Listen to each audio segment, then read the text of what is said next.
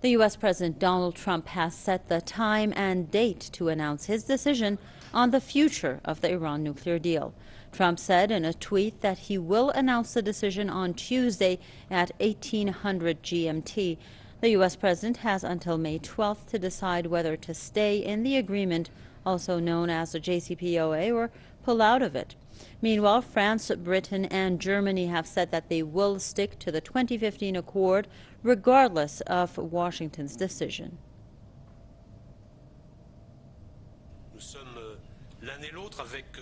Together with our British partners, we are determined to save this deal because this accord safeguards against nuclear proliferation and is the right way to stop Iran getting a nuclear weapon. Of course, we are awaiting an American decision.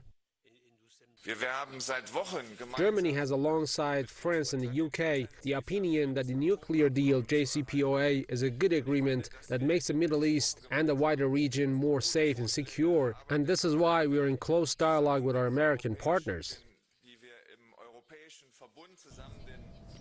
German Foreign Minister Heiko Maas noted that Germany does not see any reason to scrap the deal.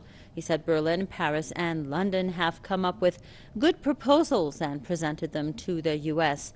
The UK Foreign Secretary has also stressed his country's opposition to scrapping the agreement. Boris Johnson, however, noted that the deal has some flaws and needs to be fixed. Trump says the JCPOA is flawed and must be changed, but Iran strongly opposes the idea, saying that the agreement is not negotiable. Now joining us live from London, Marcus Papadopoulos, editor of Politics First. Thank you very much, Mr. Papadopoulos, for joining us. What can we expect that much anticipated announcement to be?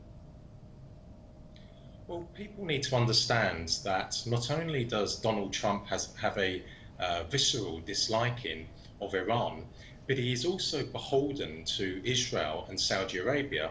After all, the Israelis and the Saudis, via their business connections, played a very important role in the victory of Donald Trump in the US presidential election in 2016. And Mr. Trump, Israel and Saudi Arabia are bitterly opposed to Iran, are bitterly opposed to the Islamic Revolution, and all three will do anything within their powers to try and overthrow the Iranian government and to return Iran to how it was in the days of the Shah, which was effectively a client state to America. And regarding the Iran nuclear deal, well, this agreement is a barrier to America and its regional allies, Israel and Saudi Arabia, confronting Iran. So that is why there is now a serious threat to the Iran nuclear deal. Mr. Papadopoulos, considering the fact that the three EU countries, the signatories of the JCPOA, have insisted that they will stick to the JCPOA regardless of what Washington's decision is, how will that work out if Donald Trump decides to leave the accord?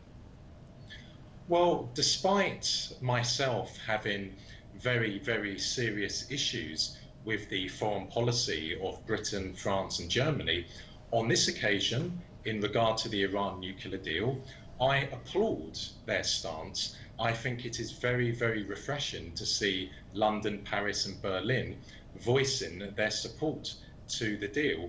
But nonetheless, should America withdraw from the deal, then it will be as good as dead. And even though the Europeans will stick to it, really the power lies with America, because America, if it withdraws, will then place severe economic sanctions on Iran, and of course Iran will respond. How it responds, well, that's yet to be seen. That's down, of course, to the Iranian government. But even though on this occasion the Europeans are in the right, there is nothing they can do to preserve the deal should America withdraw. Thank you very much, Mr. Marcus Papadopoulos, editor of Politics First, joining us live from London.